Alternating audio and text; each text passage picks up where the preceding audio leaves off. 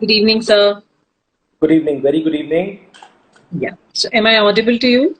Yeah, pretty much. Very clear. Am Yeah. I? Yes, very much, sir. So, uh, so to all my friends, our guest today is an architect and a recipient of Suryakant Patel Gold Medal. His experience consists of several institutional, industrial, residential, and retail projects. So, welcome you, sir. Thank you Let's so welcome much for thank you so much for having Parag me. V. Single. I just want to take your name, Mr. Parag V. Single, so that, people know about it. So Thank you so welcome, much sir. for having me, and I think it's a pleasure to be on International School of Design's platform, speaking to all of you. Yeah, pleasure for us too, sir. So, so quickly, I would like to know a lot from you about design, architecture, and etc., etc., etc. So, So, so I read a famous quote somewhere: "Do not teach design, teach principles." Sir, your take on this? well, I think I would absolutely agree on this for simple reasons that design is something very individual to each person. It's a very individualist kind of perception from everybody, and you can't really teach design to everybody. But yes, there are certain design principles that definitely can be taught, which I'm sure as an institute that you are doing, Yeah. which is a part of your curriculum, I'm sure. So there are a lot of design exercises that you would be doing. For instance, I don't know whether you are getting into design exercises like how to scoop out volumes out of a cube. So that is a very basic exercise which I still remember is a part of most of the curriculums, and the basic intention behind it is to make people understand what is a solid, what is a void, Yes. right? And when we transcend that into a building form tomorrow, Yeah. my solids get converted into a build form, my voids get converted into a open space. So these are small exercises which help you trigger your creative part of the cerebrum. By the way, they say a brain has two parts. One is a logical part and one is a Yes. creative part. Yes. So I'm sure Absolutely. as design institutes and architecture and design interior design colleges, we are constantly working on the creative part of the student, the creative cerebrum of the students. So that is probably as an institute, as a college, or as a curriculum we can do. Yes. Beyond which, I think design is something very individualistic. It's more about how you perceive things, and they also say nature is one of the best teachers for design. There's Yeah. so much Absolutely. in nature that we see. To me, a pattern on the wings of a butterfly is design. To me, Yeah. the way the clouds get together, it forms a Yeah. design. To me, Yeah. something a pattern created by plastering on the walls, that to me is design. So there's design almost everywhere. Yes. So it is for Absolutely. us to absorb, it is for us to actually see and take as much as we can from nature. So I would say what I say to my students is like it's just a kickstart we are going to give you. You Precisely, know, precisely. we'll Yeah. brainstorm you and we'll give you a kickstart. But which speed you're going to take it, where you're going to take it is the Your sorting gear point. is in your hand. The wheel is steering wheel is in your hand. So you And can take I it also wherever. feel one needs to be really passionate about it. This is not a Yeah. profession that you can do without, forcibly get into it, or if you don't have a passion for it, that you can pursue the profession. No. Yes. So yes, I get it now. So it's just the basic ingredient, which as principle we are trying to give people, and then designing is the outcome of it. Yeah. I would say. Yeah. If you look at a brief given to 10 different people, the same kind Yes. of bylaws, the same kind of design brief given to 10 different people, you would obviously come across 10 different solutions. Why does it happen? Absolutely. Because each individual Absolutely. has a different way of looking at things, and that yields to so many different options in design.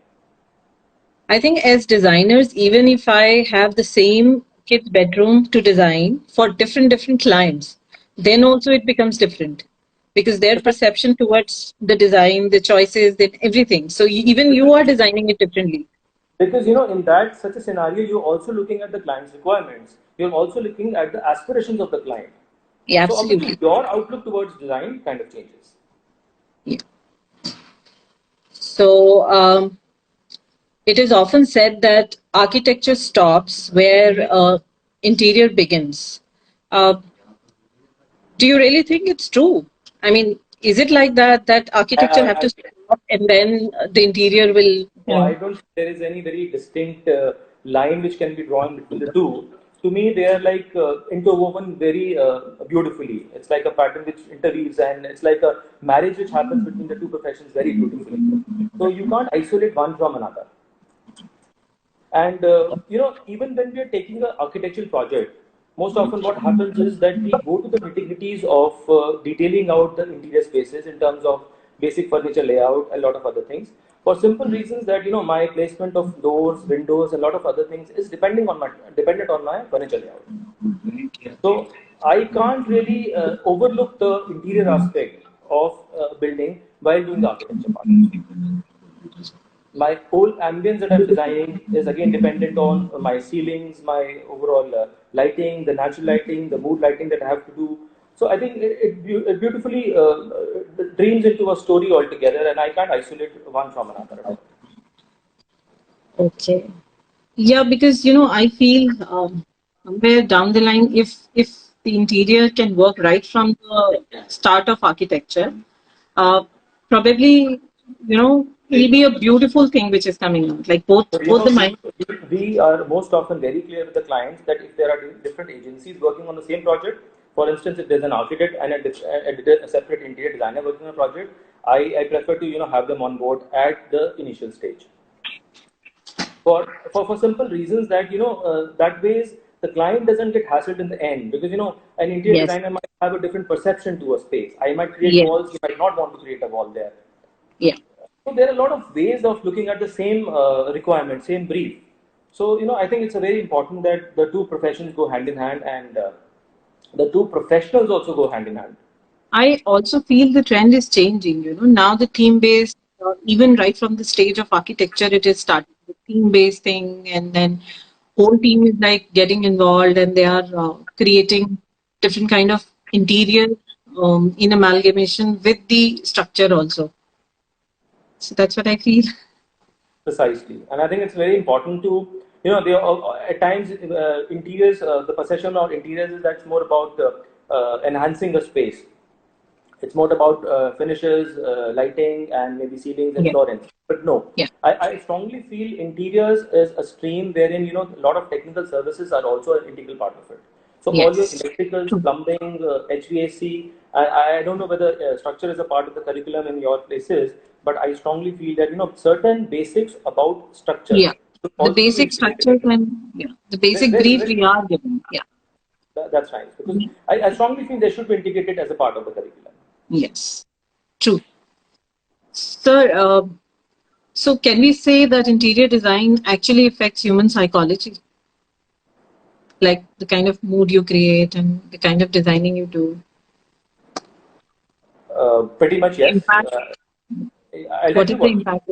I tell you, Sorry. each space that we design has a very strong impact on the mood, the behavioral patterns, and the overall social being of any individual. So there are a lot of classic examples that we can probably take and explain our viewers if you feel so. For instance, if I take example of a mall, a commercial establishment, right? So what do you think is the most important part of the interiors there? Our views can we take up some views from the people who logged in? Can they Yeah, chime in? sure. I would like So, all the listeners, all the so viewers, please answer. let's make it more participative, where I would Yes, just like yes, to understand absolutely. That'll be from great. the viewers and from the students who've logged in that what Yeah. do they think is the most important part of a mall in terms of interior design? Okay. So, what is the most important part of the mall in terms of interior design?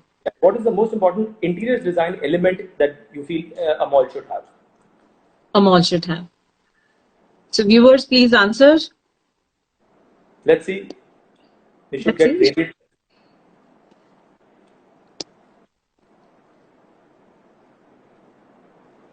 Yeah, because these students, I learn a lot from my students. They come up with some brilliant and some new ideas and some new questions. We never asked our teachers. I'm sure. I'm sure. Ask I'm sure. questions, which are new and nobody is there. Please answer. Okay, let me hear it from you then. Okay. I would say the ambience, Yes, the mood, the color coordination, yes. So I feel that it is the storefronts and the show windows which are the most important part of the any shopping arcade or something, right? Because they add so much to they bring about so much life to the place. They add so much character to the place, and you must have seen very often that show windows have a certain time period. They keep changing every 15 days, every Yeah. month or Yeah, 2 they months. keep changing. Yeah. So why does it happen? That's because they want to get maximum footfall. So you can't obviously be redoing the interiors every now and then. So it's a show window, which is the face of your establishment, which is the I face think of the your. answers are coming, sir, now.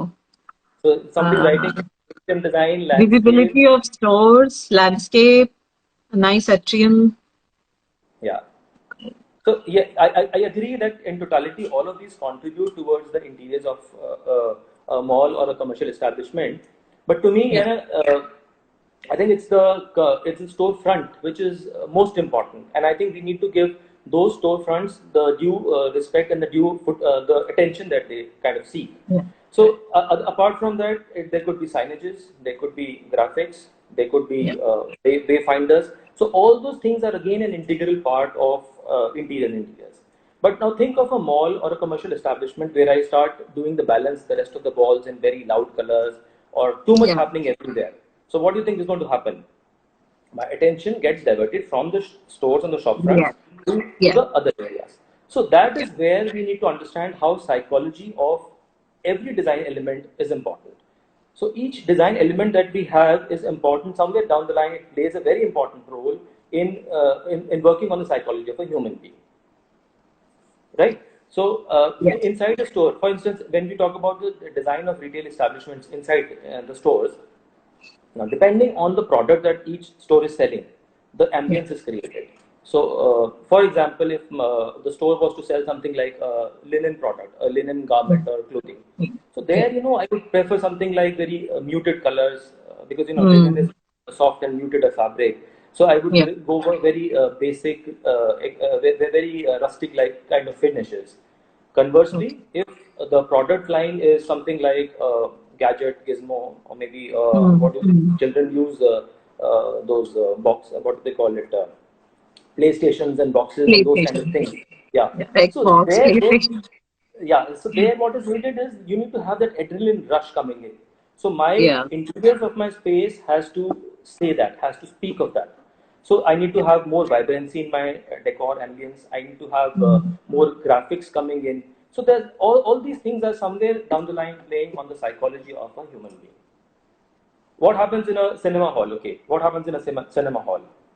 So all the Yes. eyeballs have to be focused right on the Focus. Yes. Absolutely. on the theater screen. So if I start doing too much on the walls of the theater or perhaps on the ceilings, what is going to happen? It is going to take away the focus and attention to the walls, which is something I don't want. So for me as a designer to give the right kind of experience to my Yeah. end user, I have to consider all these aspects. You must have seen the way lighting comes about in Yes. during the intermission. So it starts from very subtle, gradual lighting, and then it suddenly gets louder. So why does it Yeah. happen? Because that's the kind of transition that my eyes need from a very dark space to suddenly a brighter space. Yes. Absolutely. So small things, which I think are very important as a designer that we need to look into. Can we also look at an example of maybe an office space? What happens is that what are my work timings? Maybe I'm spending the majority of my time in an office from say 9 to 5 Yes. or 10 to 6 in the evening. So Right. I need to have a place where there is peace of mind. I can get more productive with the ambience that I'm getting around me, right? So I end up using colors which are more cool, more soothing to the Yes. eyes, Yes. right? And Right. at the same time, I need to have maximum abundance of natural light in the premises, Yes. right? So Hmm. in case there are offices where we don't have natural light coming in, we bank upon artificial lighting. So there, as a designer, I need to be working on what kind of what color temperature of lighting I need to have there. So for instance, if I have something to the tune of 3000 Kelvin, which is like an absolute yellow lighting, I would probably end up having an ambience which would not last for too long. I would not be able to work in that kind of an ambience. Yes. So the Absolutely. desired temperature would be something like 4000 Kelvin or maybe 5000, Yeah. which is white True. and more soothing to the eyes. So these are again small factors that we look into while designing commercial spaces and offices. Sir, I have a question related to this. As we are talking about the mood and the ambience, and it plays a role in psychology, I completely agree. But like when you're decorating a residence, so if it is the summertime, you're thinking about all summery colors and lighter tones and stuff like that. But what happens to the same design in winters? What would you suggest for that? Like, so So what can they do? I think designing a house is the most challenging part. Why? Because there are too many people involved and there are too many aspirations, I too many completely suggestions, agree.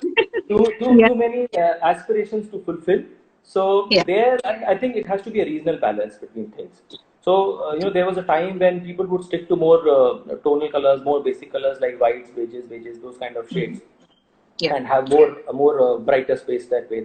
So now trends are also changing. A lot of designers, in fact, we are also switching to using pale colors like pale blues and icy silver grays and those kind of yeah, shades in interiors, and also switching to very ambient and mood lighting. So a lot of yeah, things are going on automation that you can change the mood lighting of a place so that it yeah, could look differently in a different time of the day, and it could yeah. change the overall look and feel could change at a different time of the day. So that is again one of the ways that a space could double up in terms of how it looks like in different times. And also, I guess we can use a lot of accessories in the terms of a throw rugs, Yeah, a so throw the on the concept of sofa. Maybe accent that can furniture add pieces, color to it. precisely. So the concept of accent furniture pieces like accent chairs in a bright color, Yeah, orange right. fuchsias, those kind of shades, or maybe your upholstery tapestry speaks about a certain pattern which is strong. So because these are things that you can also keep changing in a few years. Yeah, So hence, I think it's important that we have spaces which are neutral. For instance, if you talk about a family lounge where the entire family gets together, yeah, the lady of the house has to spend the majority of her time there. Children, they come back from absolutely. school, they are kind of doing their homework there. They want to loiter around there. So such kind of spaces, I strongly feel, should be very well lit. You should have a very neutral kind of colors being used there. Again, like you said, you can obviously add throws and accents to the such Yeah, places. right. But and also imagine such a space opening up onto a deck or a terrace. So my visual delight doubles up. So what Yes, happens? I agree. So those spaces could act like spill out spaces for me. I could enjoy my morning cup of tea, maybe a cup of coffee in the evening. So obviously, these kind of spaces are more vital to the entire house. And sir, there is a recent rage of pastel colors. Suddenly, everybody's, liking pastel colors and very, very dull hues and stuff. So, do you think it is here to stay? I think pastel colors are evergreen. I mean, I'm personally a very pastel kind of a person. They would always stay. Like Okay. I say, one of the trends could be that you could throw in brighter shades through accent pieces, through furniture pieces, through Yeah. some kind of artifacts, artwork. Art, I think, is a very integral part of any Yeah. design. Yes. So what I think a lot of places we see that everything around is very muted, but suddenly a bright artwork adds so much attention and it brings about so much life to the place that Yeah. you can't really do away with it. Okay. So let's talk about the current situation. That because of the pandemic which is happening, online and virtual practices are a new trend and the need of the hour, right? So, Virtual how? practices. Pardon? You said virtual practices, virtual Yeah. platforms. Yeah, virtual platforms are the new trend and the need of the hour. So, how do you think it is going to affect teaching? Like when we are educating our children, how do you think online is going to affect our teaching or Uh, student learning? See, as far as the profession goes, I start with profession and then come to teaching. We were Yeah, generally debating about it that a lot of people are saying that virtual platforms and virtual meetings are going to be the new normal. But yeah, as far as I feel, I kind of don't agree that that exactly is going to be the way forward. That exactly is going to be the only way forward. Why? Because in a profession like ours, so there are a yeah, lot of ways that we have to explain concepts to the client.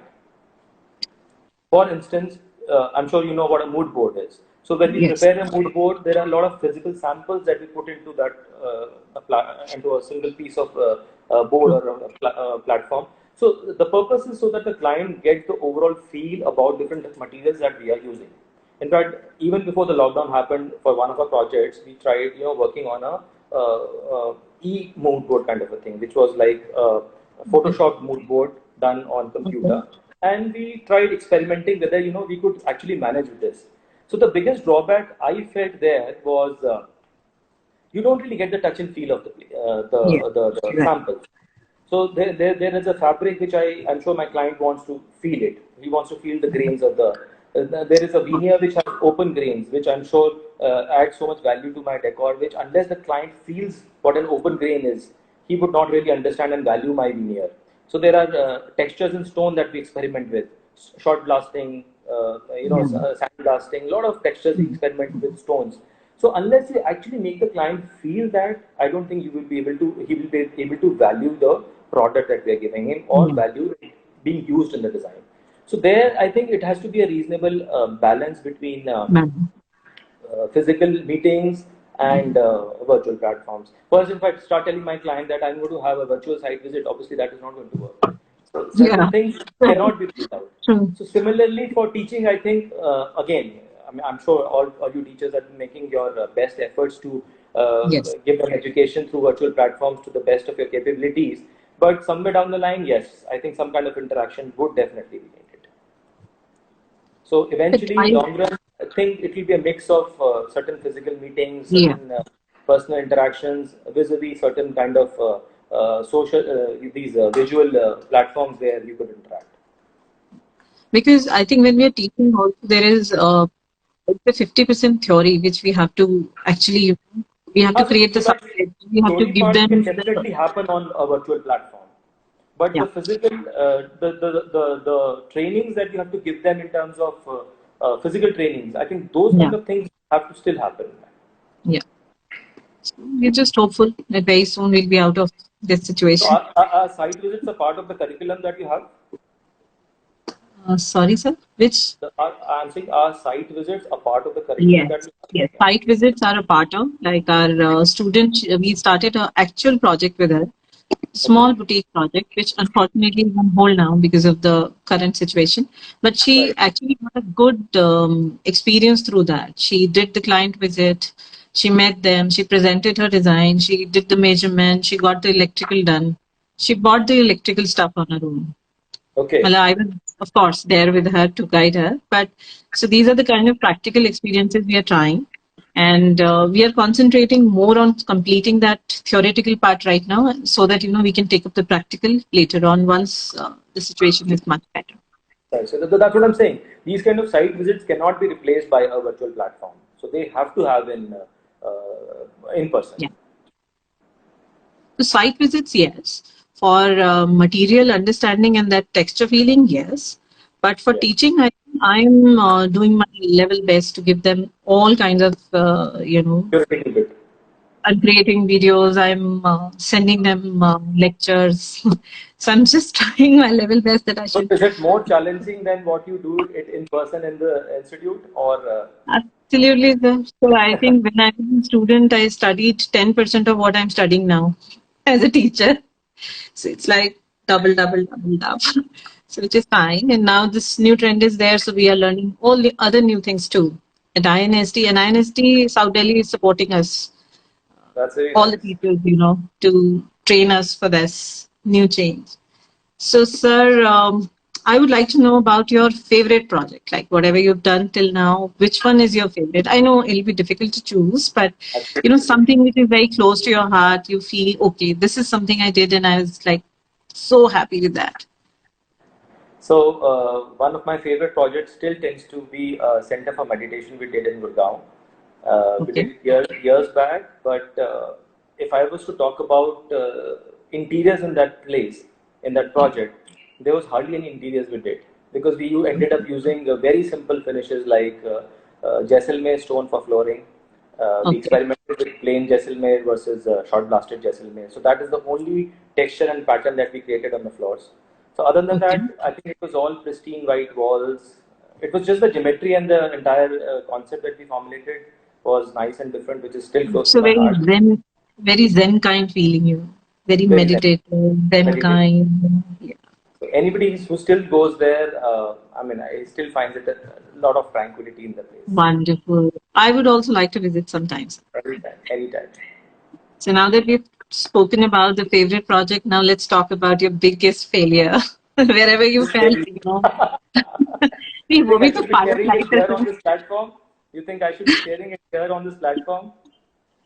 Any small incident, you know. I would say students also need to know that it's okay to make mistakes. You know, you do make I'll tell mistakes. you. I'll tell you what happens is I don't know whether I should call it a failure, but there was a project that we were working on wherein we were proposing a lot of concepts in terms of designs, and Yeah. the client somehow did not want to stick to anything in particular, without realizing the fact that if they bring about changes every day, it is somehow impacting the designs and the drawings, and things will not turn out to be the way we envisaged. So it dragged on for a few months, and eventually, I think I put my foot down and said, I don't think we'll be able to continue on working on this project in this manner. So that I still feel that that was the only project that I left midway, and Yeah. I kind of feel bad about it. But yes, I Yeah. think we had to take a very rational decision at a stage because it was getting difficult for us to explain to the client that things are not working in the right direction. Yeah, actually, when you take up something, it becomes your baby. When you start working on it, you put in a lot of effort and a lot of thought process goes into it. So I can relate to that. I'll tell you what happens. The client, I understand that the clients have a lot of expectations, and as the projects proceed, they even want a lot of changes happening in the project. So, to which we are not, kind of resistant at all. We keep working with the client, we keep giving them concepts, we keep changing drawings with them. But then they have to understand that unless they communicate the changes to us and try and follow them in the format of a drawing, things will not work on the site. So in case the client really wants that, we kind of start instructing the execution agencies on site on our own without letting the architects actually know. So there, the entire coordination between all service drawings and all the working drawings doesn't really happen. So and the client probably doesn't understand that is something which is really, really important. Yes. Yeah, because if you keep changing it, you will not come to final product. I would say keep changing and changing and changing it. It becomes really difficult. It will be far from what you started with. So I don't know if it's going to be good or bad, but yes, it will be really far from what you started with. So एक बार किसी ने एक line कही थी sir कि जब भी आप कोई चीज डिसाइड करते हैं तो कुछ ना कुछ उससे बेहतर और उससे अच्छा आपको बाद में मिल ही जाएगा. So you have to stick to your own choices, your own. There is no end to the kind of materials we have in the market today. There is no dearth of materials. So, but you have to understand in totality that when we are proposing a material, for instance, a color combination of veneers versus stone in certain context. So there is a story which we try to weave with all the materials together. Yes. So that tends to go haywire when you start changing everything in piecemeal. True. So we are open to clients coming back and telling us, no, we don't really like this veneer, you change it to something else. So, that case, the prerogative still remains with us. The owner still lies on us that we look for an alternative where it would still gel with the kind of other finishes that we have in place. But again, the client has to confide in us for that reason. True. Because I think before we start a project, we take a lot of brief from the client to understand their mentality, their liking, their choices, and that is how we try to incorporate everything. So let's do a small question answer, quick one. Only choose one. MCQs with you. Okay. Which style is your favorite, traditional or contemporary? Well, I think it's both. It depends on the context. Depends on the context and the project. So there are no, but personally for you, if you. But I'm also open to experimenting in terms of very new materials and more contemporary ways. Okay. Furniture design or accessory design, if you have to choose something out of the two? Accessory is not my cup of tea at all. So I would rather restrict myself to interiors and furnitures and Okay, perfect. And monochromatic color scheme or complementary color scheme? Complementary. Mid-century interiors or beat style? Come again? Sorry. Mid-century interiors Mid-century, or okay. beach style, like I think beachside? mid-century. Mid-century. Mid-century. All right. So I think that's it. So let our viewers ask questions. If you have any questions, I'm, please I'm, I'm ask. I'm absolutely open, and I'll be most happy to answer any question that our viewers Yeah, have. please pour in your questions. I hope there were none before.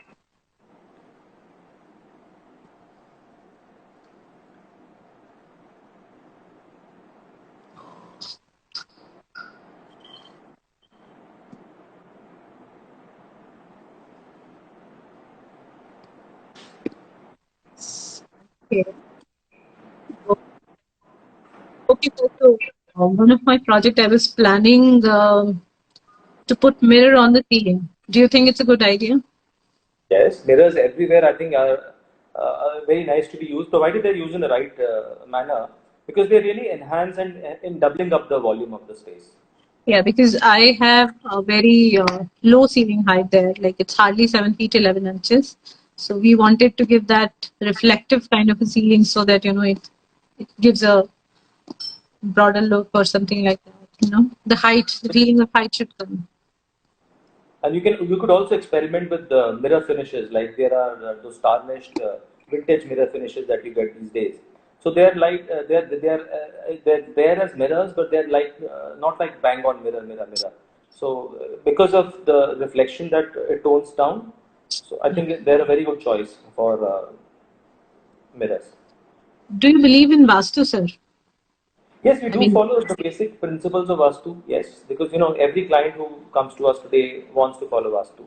They might or they might not have a Vastu consultant on board, but they would expect us to follow the basic principles of Vastu in designing. So we do that definitely. For instance, and how? we were talking about residences. So there, what happens is, even if we're not doing good to the extent of doing interiors for that residence, we make sure that when we are doing the typical layouts, we follow the basic principles of Vastu. That my bed orientation doesn't have to be in north south. My head doesn't need to be in the north direction for simple reasons that the magnetic fields emanate from there. So, and my placement of basic furniture should be right so that I end up having a clean wall where my bed headboard could come, and a clean surface in front of the bed where perhaps a console or a TV unit could come, and my toilet door doesn't hamper my placement of furniture. So those are basic things that even if we don't really go to the extent of Yeah. doing high end and good interiors for the project, we still follow them. And what role do you think landscape have when it comes in terms of architecture, interiors, and I think design? landscape has a very important role. I wouldn't say when we're talking about residential projects, it is not all that important. Yes, because the context and the site we're talking about is relatively smaller. But when we talk about institutional projects and bigger projects, yes, landscape is an integral part of the whole project, because that's the way the entire building gets highlighted, and I think landscape makes the building sit very, very prettily in a particular context. Yeah, because at INSD South Delhi, we are trying to, give a complete package. We are offering Vastu courses also, You and have also landscape also, suppose. also the landscape, the basic landscape and gardening course, the basic Vastu, and then the advanced Vastu. So we are trying that children could get maximum exposure here. Okay. So, sir, I would like to give your message to our viewers, to our students, please. So, like I said in the beginning, have that passion to be a designer. That's most important. Without the passion in you, I don't think you'll land up anywhere. So, have the passion. Try and absorb as much as you can from the nature around, from whatever Yeah. exists around. That's, I think, very, very important, because we have so much of things to be offered by nature around us. And I think, like I said, nature is one of the best teachers for design. So try and pick up as much as you can. I always suggest people travel as much as you can, because that is something that gives you insight about different styles of design, architecture, interiors. So I think it's a big learning that ways. And as students, obviously, I mean, this is the best time to explore as much as you can. Yeah, absolutely. So there is a question which I can see. Which material is more in trend for furniture, upholstery or leather? leather is, yes, picking up very much now as a trend, because it has firstly a longevity in terms of time frames that it can last for. And but again, I would say when you're doing a residence, I wouldn't want to do all my pieces in leather or all my spaces in leather. So the ideal approach is that if you do a combination, like maybe two of the chairs in leather and I have my sofas in upholstered fabric or something. So that is, I think, the right blend. So